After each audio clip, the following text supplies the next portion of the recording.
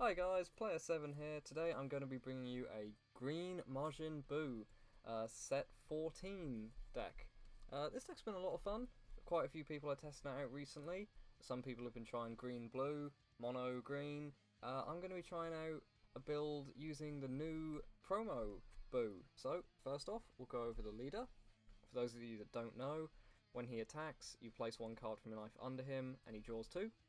So bit bad that you're essentially kind of losing a life every time he attacks, but the draw 2 is very nice, and then once per turn you Spirit Boost, which if you don't know takes a marker off your Unison.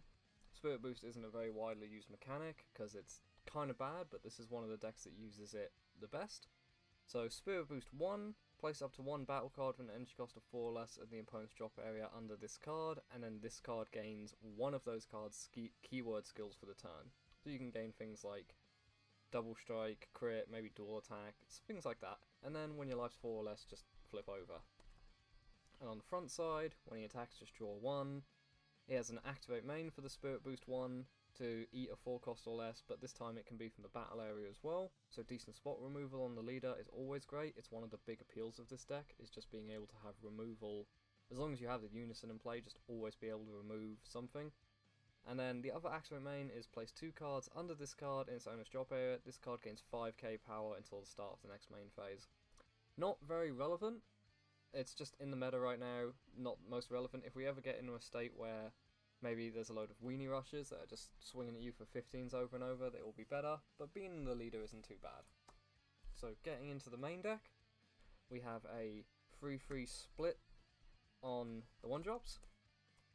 So Absorption Scheme and Never-Ending Absorber. So what these two dudes do is, they both have an order when they're played. This dude's just a cantrip, draw 1, this dude's a top 5 searcher, for a green Majin, and then they both have the same union. So once per turn, you place one card under your leader, under this dude, or this dude, and then play a 4 cost with 15k power from your deck or drop area on top of these dudes.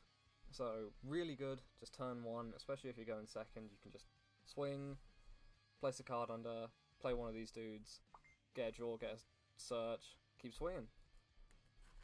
Carrying on into the 2-drops, we have 3 Bupos and 3 Brilliant Absorption.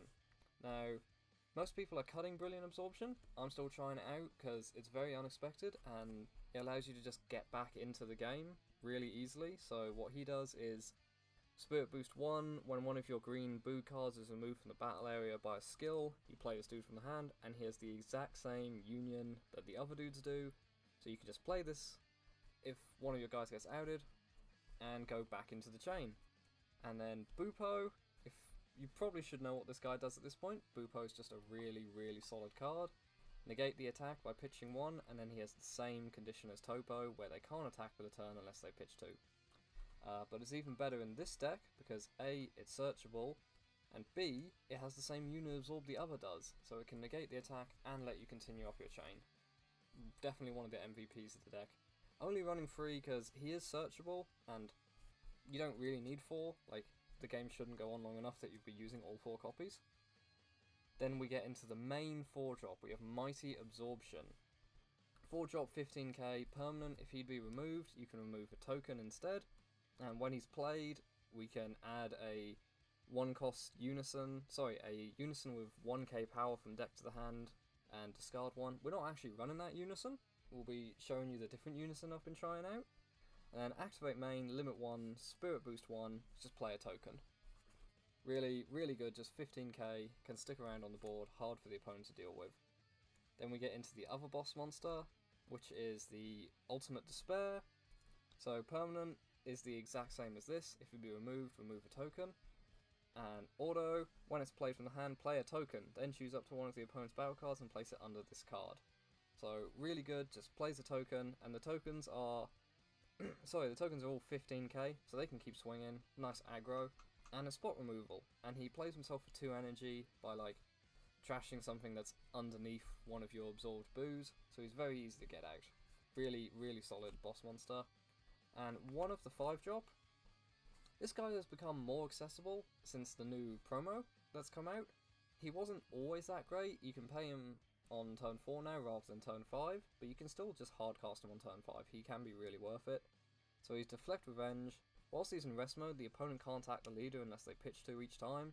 And when he's played from the hand, you choose all cards in all battle areas, ignoring barrier, negate their skills, and place them in the drop area. Then your opponent pitches to, and they go under the leader. Now, the best thing for this is that it gets around certain things like fields, which is really good. So stuff like King Cold, certain other fields can be really annoying. It also just ignores barrier and places them all, and it negates skills. The best thing is that it negates skills, so it gets around like 5-drop Freezer, it gets around Wish Samasu. It's really good. It has another auto where if you 5 more energy, if this card's placed in the drop area by an opponent's skill, play this card from the drop area. So, comes back if it's gotten rid by a skill. Really solid now. And then for the SCR, bit on theme, we're not playing the one that came with the deck. We're just trying to go a slightly other angle, because our other game ender, which we'll be showing off in a sec, this can help secure. So the Majin Buu Incarnation SCR, it's the counter where you pay free, this guy comes out, he's 40k double strike, so helps close out games. Then the real reason I wanted to go for this build is the split. So we have 2 Tricky Nemesis, this is the new promo that just came out, and this gets played because it's been a while, it's been mono green, so it gets played off of one of the Union Absorb guys, and then when you have 3 or more, you can play for when you have 4 or more energy, you can pay free to play a 5 or 6 cost green or black Buu from the hand, and this is the guy we want to go into, Supreme Evil. Now, this is the real appeal of why I wanted to go this angle of the deck, because this guy is just so good. He hasn't been played in a long time, but for anyone that was around back in Black Buu days, this guy is a menace, so he can't be removed from your battle area by your opponent's skill. Really solid, so they have to negate his skills or just raw attack into him. When this card is in rest mode, your opponent can't use non-leader card skills to add cards from their deck to the hand, so he's Slug. He's Slug, but with extra protection, and he doesn't require Bond, and he is 20k as well. But also, he can be a game ender, because Activate Battle, free cost, this card gets 10k power and triple strike for the duration of the turn. So you swing in, if they try and negate, you can use your SCR, and they've just lost their negate, brought out a double strike 40k, and you're swinging in with a potentially 30k triple striker for game, backed up by a 40k double striker. So really strong little synergy that goes on between these two, and helps close out so many games. And he's also just, we all know how great Slug is, Slug with extra protection, who is also a game ender. My favourite part of the deck by far. For the final battle cards, we have, of course, 4 Charismatic Villain, playing green, one of the best counterplays in the game, of course. We got Gohan Hidden Might. This guy's just slowly becoming more and more of a green staple. Just when you're 3 or less life, you just play him, KO something, ignoring barrier, deflect, double strike 25, just so good. 1 Deity's Wrath, also just kind of becoming a green staple at this point now that it's more accessible. Send a Charismatic Villain, play this, the guy's never leaving the board, making him pitch once per turn. 4 Paraga Super Combo, just the best super combo you can play in green. And then our Unison of the deck, this is a bit of an interesting choice. We're going for SS3 Vegeta. So you may remember this guy from Go Tanks, but he has an auto, once per turn when you activate a union, draw a card, so there's good synergy. And then its +2 is choose all of your mono green battle cards, they gain Revenge until the start of your next turn. So the main reason I wanted to play this over the Barbody, even though the Barbody has synergy with Spirit Boost, can give things Servant, is this guy allows you to put more pressure because he is 15, and he's a +2, and the Revenge can actually come in quite handy, because oftentimes we're playing things like the 4 drops here. If the opponent tries to remove them off of skills, you just remove the token, so if they want to attack into them, they're going to get revenged, which just helps you back up and secure your board even more. And then the -7, it can almost never go off, but the -7 is a win con, where you just crit, you look at the opponent's life, you crit them by 1, and then you just discard 3 cards from their hand. So good. So definitely, it's been a really interesting tech. It's been working out for me very well. And one final little tech unison is the AOD Vegeta unison. This is just a nice little game ender, which also helps because it is a unison to help with spirit boosts. So for anyone that doesn't know, it's double strike crit. When it's played, you pitch a card and KO all your opponent's battle cards ignoring barrier, and then his +1 is to just make him 25 for the turn. He's just really solid unison that isn't going to be going away anytime soon. Because we're playing unisons, we're trying out dormants, because, you know, dormant's dormant. Dormant, only at 2, it's not quite as good as it used to be. Sadly, it's just green's in a place in the meta where dormant isn't as effective.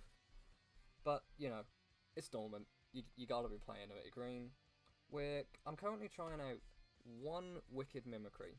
So this card's really weird.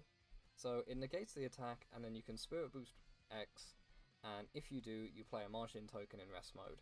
So it's a weird little thing where you can negate the attack, but also further your own board state. It's so matchup specific. It just comes up random. In certain matchups, it's just incredible. In other matchups, it's not so good. It's definitely one to keep trying out.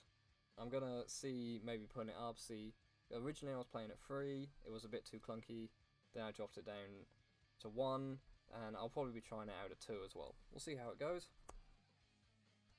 2 homicidal clones, you know, token negates are pretty much staples of the meta at this point, we all know how good they are. And then for the final ones, 2 Cells EDK and 2 Champa Destroys.